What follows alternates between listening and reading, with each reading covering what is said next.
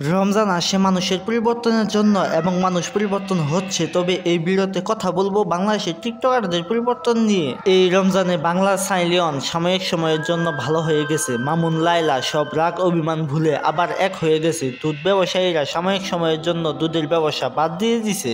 জেরিন আপা জাতির সামনে নিজের মনের দুঃখ তুলে ধরছে এবং সুন্দর একটি খেতাব পাইছে জাতির প্রিয় টাপা।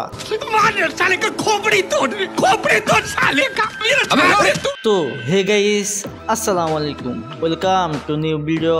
তো কেমন আছো তোমরা?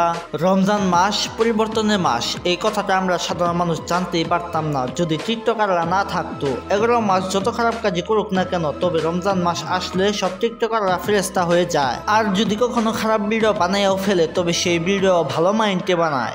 হে আল্লাহ, আপনি তো জানেন আমি কোন মাইন্ড নিয়ে ভিডিওটা করছিলাম।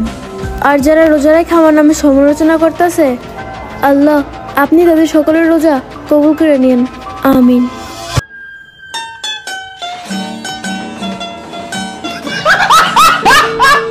আবার কিছু চুতমানি সাধারণ কিছু ভিউয়ের জন্য রোজা নিয়ে ফাইজলামি করে।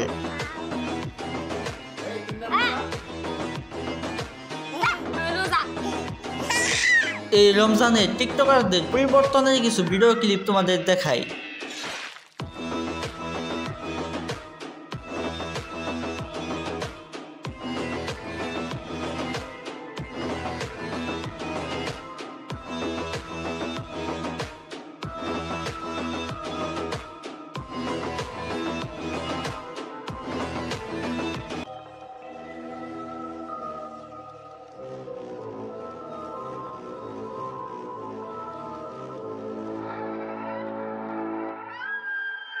সত্যি টিকটকারদের পরিবর্তন ভয়ঙ্কর। রমজান মাস রহমতের মাস, এ মাসে সবাই ভালো হওয়ার চেষ্টা করে, কিন্তু কিছু কুত্তার বাচ্চারা নামাজ নিয়ে ফাইজলামি করতেছে, শুধু ফাইজলামি করে থেমে নেই। কত বড় বেহায়া নির্লজ্জ হলে ভিডিও করে আবার সোশ্যাল মিডিয়ায় ছাড়ে, কিন্তু আমরা এর কোনো প্রতিবাদ করি নাই। আমার এখন সন্দেহ হচ্ছে আমরা কি আসলে মুসলিম। তবে আপনাদের সবাইকে আহ্বান করছি এইসব কুলাঙ্গারের বিরুদ্ধে আওয়াজ তোলার জন্য। এইসব কুলাঙ্গারের বিরুদ্ধে আওয়াজ না তুললে ইসলামকে অপমান করতেই থাকবে।